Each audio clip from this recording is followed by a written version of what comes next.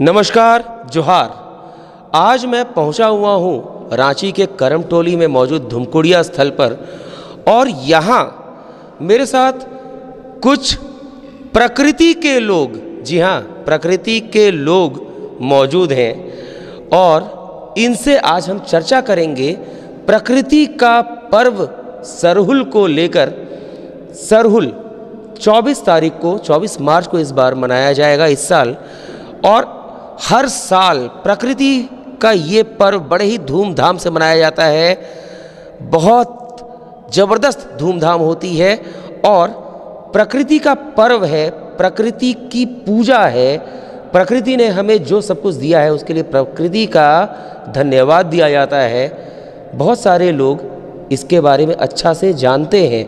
कई ऐसे लोग भी हैं जैसे दूर दराज में रहते हैं, जो हमारे राज्य से बाहर, जैसे मान लीजिए कोई दिल्ली में है, उन्होंने नाम सुना है लेकिन जानते नहीं हैं सरहुल वास्तव में है क्या। ऐसे कई लोग हैं। उनकी जिज्ञासा को शांत करने के लिए हम आज खासकर प्रकृति के लोगों के बीच आए हैं और इन्हीं से जानते हैं सरहुल के बारे में। तो शुरुआत करते हैं। सबसे पहले हमारे साथ प्रेमशाही मुंडा जी हैं, जो कि एक जाने माने आदिवासी समाज के नेता ही नहीं है बल्कि अगुवा कह सकते हैं। समाज को कैसे बचाना है, आगे लेकर चलना है, उसके लिए रणनीति बनाने में लगे रहते हैं। आदिवासी जन परिषद के अध्यक्ष हैं। उन्हीं से शुरुआत करते हैं। प्रेमशाही जी, सबसे पहले तो आपको मेरे और हमारे दर्शकों की ओर से जोहार। हाँ, आपके चैनल की ओर से जो आपके सब्सक्राइबर हैं, आपके व्यूअर्स हैं, उनको भी मैं धन्यवाद देना चाहता हूँ। ये सरहुल आ रहा है, 24 तारीख को मनाया जाएगा, उसके बारे में थोड़ा सा बताइए हमारे दर्शकों को। सरहुल 24 तारीख को है और 24 मार्च 2023 को। और सरहुल के बारे में दर्शकगण को मैं यही कहना चाहता हूँ कि सरहुल एक प्राकृतिक महोत्सव है और हम आदिवासियों के लिए नव वर्ष के रूप में, मतलब नया साल के रूप में हम लोग जानते हैं। और दर्शकगण से भी कहना चाहता हूँ कि आखिर सरहुल है क्या, सरहुल का उद्देश्य क्या है, लक्ष्य क्या है, इसकी क्या उपयोगिता है। तो एक्चुअली सरहुल को एक समझिए कि हम लोग एक सरेई के पौधे को, सखुआ का पौधे को पूजा करते हैं।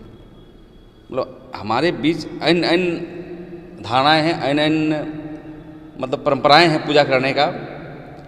जैसे सरहुल को नाम से बोलिएगा तो जो मुंडा सोसाइटी के लोग बाह के रूप में जानते हैं, संथाल के लोग बाहा के रूप में जानते हैं, उरांव जनजाति के लोग खदी के रूप में जानते हैं, और गैर आदिवासी वर्ग जो सदान बोलिए, मूलवासी बोलिए, चाहे वो बाहर से ही आए हो, जो भी मतलब आम प्रचलन में ये सरहुल के रूप में जानते हैं। तो ये त्यौहार का सबसे बड़ा जो दर्शन है आदिवासी दर्शन। आदिवासी दर्शन के द्वारा ही आप पूरे मानव सभ्यता को बचा सकते हैं, क्योंकि जो भी आदिवासी समाज पूजा पाठ करता है वो पर्यावरण को लेकर के, पहाड़ को पूजा करता है, पानी को करता है, किरबोंगा जिसको बोलते हैं, ग्राम देवता को पूजा करता है कि हे आराध्य देव, मतलब हम लोग का जो देवता है वो अपने धरती ज़मीन को बचाना है, अपने पर्यावरण को बचाना है। इस तरह का हम लोग की परंपराएं चलती आ रही है कि हम लोग सुख से रहें और हम आदिवासी ही सुख से ना रहें। दुनिया में जितने मानव सभ्यता है जो उत्पत्ति हुई वो सब सुख समृद्धि हो, ये की कामना करते हैं। हमारा जो परंपरा के साथ साथ 24 तारीख के पहले जो हम लोग की जो परंपराएं हैं, हमारे पाहन पुरोहित जिसको बोलेंगे पाहन, वो केकड़े और मछली को पकड़ने की मतलब परंपरा है।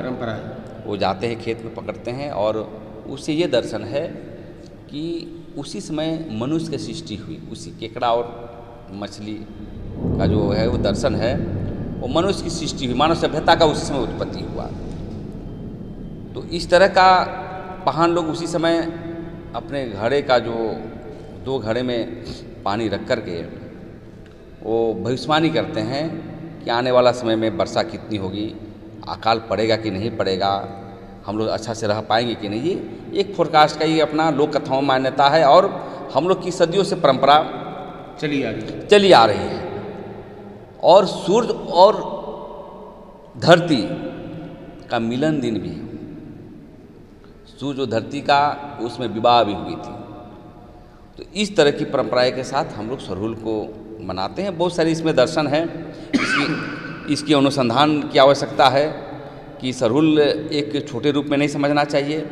सरकार को चाहिए कि इस पर अनुसंधान करें, एक विशेष पैकेज दे करके ट्राइबल सप्लान का पैसा आता है आपको ट्राइबल लोगों के लिए, तो इस पर रिसर्च करना चाहिए कि भाई बुरु बोंगा को क्यों पूजा किया जाता है, पहाड़ को क्यों पूजा किया जाता है, इकिर बोंगा को मतलब पानी देवता को क्यों पूजा किया जाता है।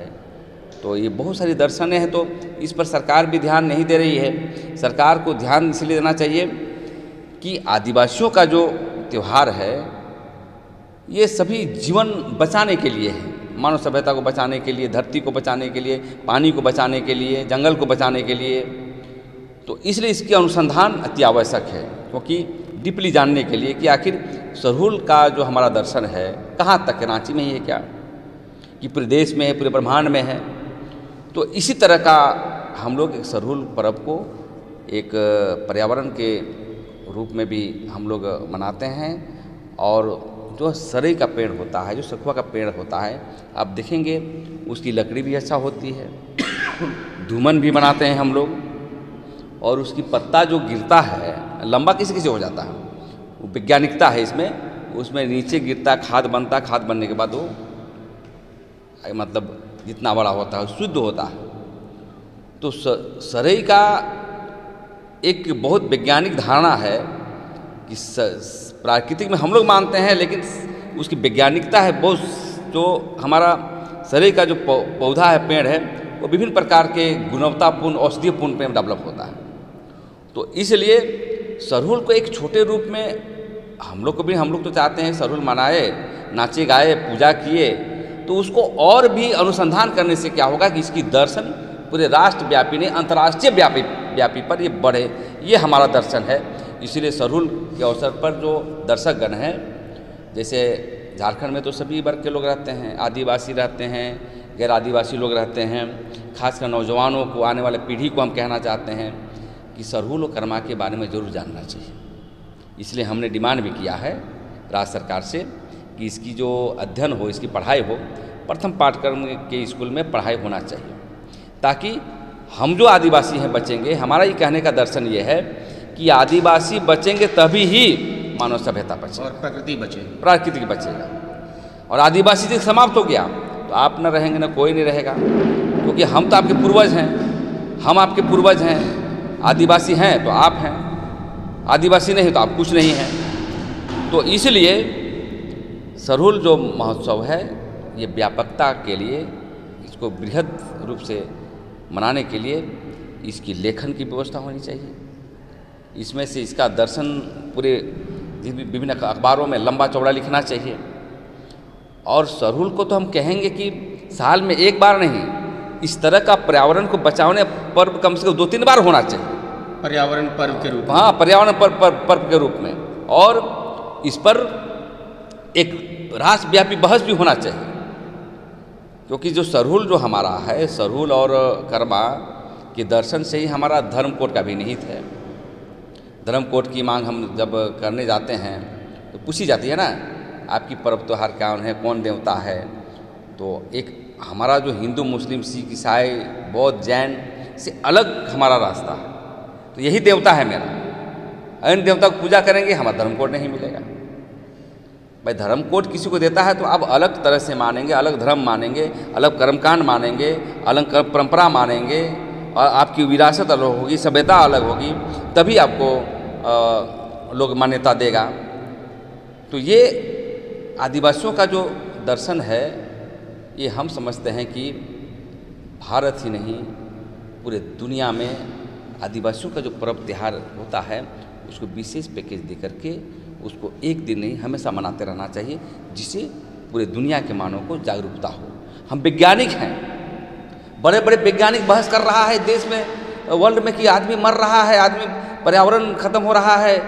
तो भाई आप एक तरफ औद्योगिक विकास करते हो, एक तरफ आदिवासियों को जमीन छीनते हो, एक तरफ आदिवासी रूपी चीज़ों को नीति बना करके उसको समाप्त करना चाहते हो, ये गलत है।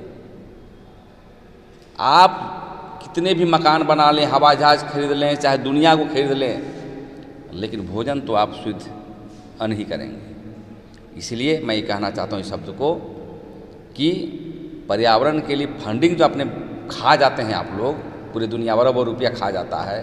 CCL के क्षेत्र में आप देखेंगे कि पर्यावरण के लिए पैसा आता है, उसकी धुआं उड़ती है, वो अफसर लोग खा जाता है, अनेक लोग खा जाता है। तो हमारा कहना है कि हमारा जो पर्व त्यौहार को विभिन्न कंपनी, विभिन्न सरकार के लोग इसको प्रमोशन यदि करता हो तो स्वतः जो है हमारा धरती, हमारी पर्यावरण हमेशा बचता होगा। यही संक्षिप्त शब्दों में हम दर्शकों को एक कहना चाहते हैं। मैंने तो आपका परिचय एक बार बता दिया है, आप स्वयं भी दर्शकों को अपना परिचय दे दीजिए। मेरा नाम है प्रेम शाही मुंडा, सोशल एक्टिविस्ट और आदिवासी जन परिषद संगठन नामक का मैं अध्यक्ष हूँ। तो प्रेम शाही मुंडा जी ने जो बताया बहुत ही सधे शब्दों में, एकदम तरीके से, मतलब आदिवासी दर्शन केवल एक समाज का नहीं है, संपूर्ण मानव सभ्यता के लिए आदिवासी दर्शन है, प्रकृति के लिए आदिवासी दर्शन है। आप ये कह सकते हैं कि आदिवासी दर्शन प्रकृति दर्शन भी कहा जा सकता है। कह सकते हैं इसको? बिल्कुल बिल्कुल कह सकते हैं सर। ठीक है, अब आते हैं हमारे दूसरे मेहमान के पास, इनसे भी जानकारी लेते हैं। सबसे पहले आप अपना नाम बताइए। मेरा नाम सावन सिंह मुंडा है। मुंडा जी, सरहुल प्रेम शाही जी ने बहुत अच्छे तरीके से बताया, आप भी बताइए कुछ ऐसी बात जो एक ऐसे व्यक्ति को जानकारी होनी चाहिए जिससे सरहुल के बारे में कुछ भी नहीं पता। देखिए, आपको बहुत बहुत धन्यवाद जो हमारे प्राकृतिक महापर्व सरहुल के बारे में हम से जो प्रश्न पूछे हैं आप, तो मेरा सोच है, समझ है, जब इस संसार में अन्न का क्या कहते हैं आविष्कार नहीं हुआ था, तब से यहाँ के आदिवासी लोगों, हम लोगों का जो पूर्वज हजारों हजार वर्ष पहले से इस प्राकृतिक महापर्व सरहुल को प्राकृतिक पूजा के रूप में मना रहे हैं।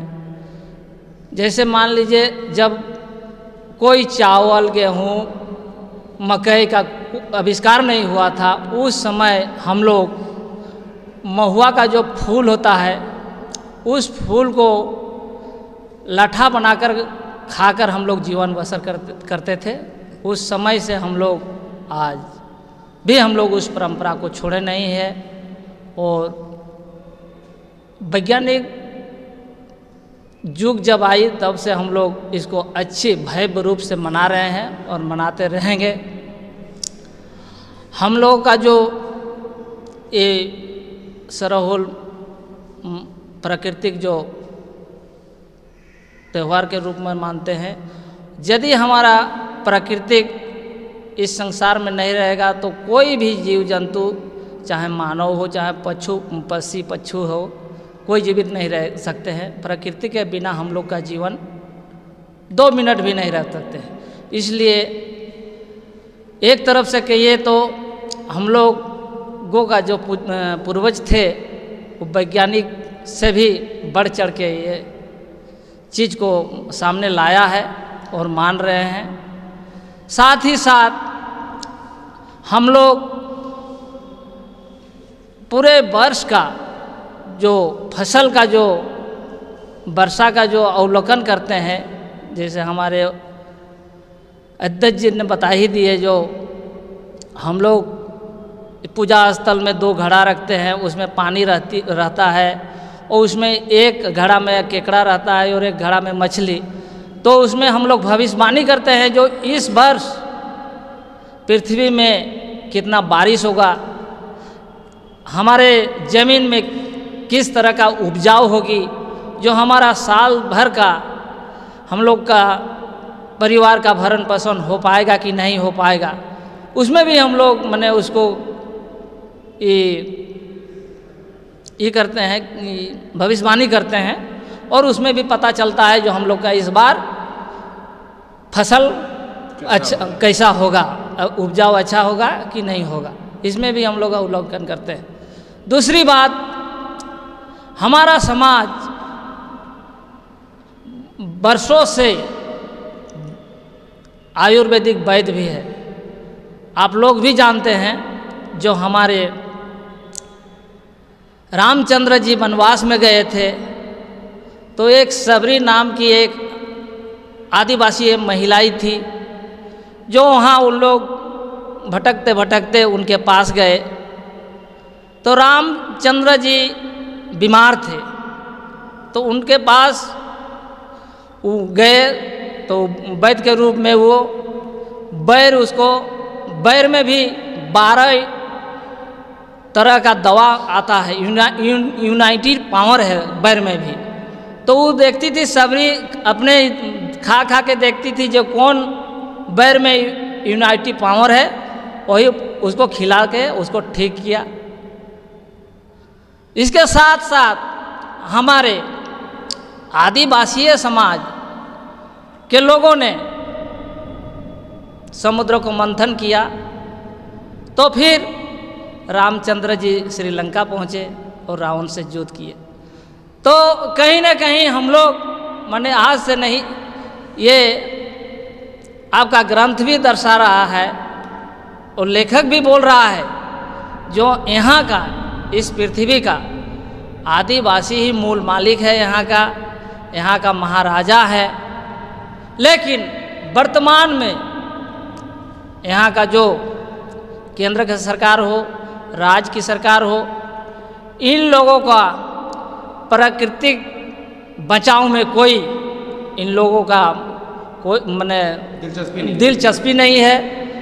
जगह जगह पर इन लोग का कल कारखाना खोलने का, मुनाफा कमाने का जो इन लोग का माने विचार है, आप देखिए रहे हैं। और प्रकृति को बचाने के लिए इन लोग को थोड़ा सा भी ध्यान नहीं है।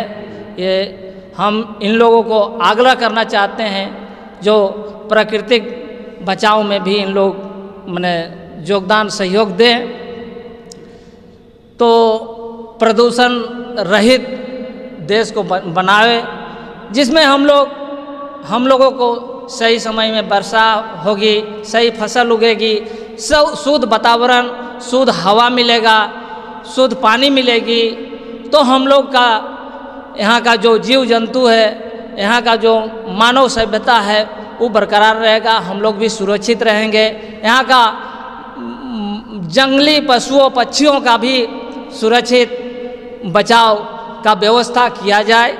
यही चंद शब्दों के साथ मैं अपनी बातों को विराम देता हूँ। सभी को धन्यवाद। चलिए, धन्यवाद। मुंडा जी ने भी बहुत अच्छे तरीके से बताया और साथ में सरकार को भी चेताने की कोशिश की। हमारे साथ एक और मेहमान हैं, आपका शुभ नाम? प्रकाश मुंडा हो गया मेरा नाम। प्रकाश जी, सरहुल क्या संदेश देता है? सरहुल पर्व का बारे में आज हम लोग सभी देशवासियों और झारखंड वासियों को मैं उनके बारे में थोड़ा सा बोलना चाहता हूं कि आने वाला जो नया पीढ़ी है वो लोग नहीं समझ पा रहे हैं कि ये सरहुल ये क्या चीज़ है और काहे के लिए इनको मनाना ज़रूरी है। तो मैं बताना चाहता हूँ कि सरहुल एक प्रकृति से लगाव है। और प्रकृति क्या चीज़ है? जल, जंगल, ज़मीन, जो एक सरना के नामकरण से उसको जाना गया है। पहले तो प्रकृति आता है कि एक पेड़ है, पहाड़ है, नदी है, तो एक पूर्वजों ने उनको एक नामकरण, जैसे बेटा बेटी को नामकरण करता है कि ये जो लड़की है ये लड़का नामकरण करता, तो उसी तरह का सरना एक नामकरण जो सखुवक पेड़ को हम लोग पूछते हैं, जो सारा जंगल में एक प्रकार के, तो आदिवासी वैज्ञानिक हम समझते हैं कि इतना पेड़ जंगल में है, क्यों एक सखुआ को पेड़ के ही पूजा जाता है, जो आदिवासी जो पूछते हैं, जो सरना के नाम से जाना जाता है। तो इसमें सखुआ का पेड़ एक बहुत महत्व पेड़ है। कोई अंग उसको देखिएगा तो खराब नहीं है। जो पेड़ है सखुआ का, पत्ता से देखिए रोजगार, दतवन जो होता है वो मुंह धोने के काम आता है सुबह का, और पत्ता जो दोना हमारे बेचते हैं महिला लोग तोड़ के, उसमें रोजी रोटी चलता है। लकड़ी जो उसका होता है जो छोटा छोटा, वो हम लोग जलाते हैं। और जो बड़ा मोटा मोटा पेड़ होता है उसका हम लोग केवाड़ी, ये जो भी चीज़, कोई भी अंग अगर देखते हैं तो माने बिगना नहीं पड़ता है, वो काम में ही आता है। उसका फल तक है कि जब पेट जब खराब हो जाता है तो उसको उबाल कर अगर पी जाता है तो उसका जो ठीक हो जाता है। वो जो और फूल को जो हम लोग पूजक हैं, और वहाँ जो वो जो सखुआ से जो धूमन होता है उसको भी पूजक हम लोग करते हैं। माने ऐसा चीज़ को चुना है आदिवासी लोग, और उसको पूछते हैं कि वो सभी जंगल का राजा सखुआ का पेड़ है कि कोई अंग उसका बेकार नहीं जाता है। और रही बात कि जो गैर आदिवासियों से हम लोग एक कहना चाहते हैं, रिक्वेस्ट करना चाहते हैं कि आदिवासी को बचा के रखिए, उसके साथ आप लोग छेड़छाड़ मत कीजिए अपने राजनीतिक तौर पर, और लड़ाइए मत आपस में, बांटिए मत। जो आज देख रहे हैं कि महतो लोग भी कुर्मी जो है आदिवासी के ये में आ रहे हैं। हम तो ये कहना चाहते हैं कि आप लोग ये जो राजनीतिक पार्टी लोग हैं किसी वोट के बन आरक्षण के भावना पर लड़ाना चाहते हैं, तो हम वो भाइयों से अनुरोध करते हैं कि इसमें आप समझिए, और हम पर ये जो प्राकृतिक जो हम लोग पूजक हैं, आप भी सोचिए कि आपका पूर्वज ऐसा करता होगा तो दिखवाइए। जो हम लोग जो पूछते हैं, अब देखा देखी आप अभी करना चाह रहे हैं, तो आदिवासी पैदा होता है, बनाया नहीं जाता है। वो जन्मजात उसको जब बच्चा वो जो पैदा होता है तो आदिवासी है, तो उसको पता रहता है, उसको पूर्वज बताता है कि मेरा ये धर्म है, मेरा ये धर्म है। तो यही मैं कहना चाहता हूँ। और झारखंड सरकार से भी या राज्य केंद्र सरकार से भी कहना चाहता हूँ कि आदिवासी लोग एक ऐसा व्यक्ति है कि वो प्रकृति को पूछते हैं। और देखिए अभी हम तो पहली बार ये कोरोना का सुने, मेरा जीवन में पहली बार ऐसा महामारी आया। क्यों आया? कारण है कि हम लोग प्रकृति को कहीं न कहीं छेड़छाड़ कर रहे हैं। वो भी विकराल रूप के देखिए, डॉक्टर लोग मर जा रहा है, दवा माथा पर है वो मर गया, वो भी कहीं न कहीं अपने लालच से छेड़छाड़ किए। वो महान सोचते थे डॉक्टर लोग कि हम ही हैं, लेकिन नहीं, प्रकृति के आगे कोई नहीं है। अगर एक जरा सा अगर हवा बंद हो जाएगा तो सब समाप्त हो जाएगा, लुप्त हो जाएगा। इसीलिए हम केंद्र सरकार, राज्य सरकार से कि आदिवासी को आप बढ़ावा दिए, और इसको जो जनसंख्या है रहने दीजिए, इसमें छेड़छाड़ नहीं कीजिए, न तो सारा दुनिया नष्ट हो जाएगा, फिर कुछ नहीं बचेगा। मैं यही बोल के मैं अपना वक्तव्य समाप्त करता हूँ सभी को। तो इस छोटे से एपिसोड में आपने देखा सरहुल के बारे में भी जानकारी आपको मिली होगी, और कैसे प्रकृति का संरक्षण आवश्यक है ये भी आप समझ गए होंगे। रांची के धुमकुड़िया स्थल से डॉक्टर विवेक पाठक की रिपोर्ट।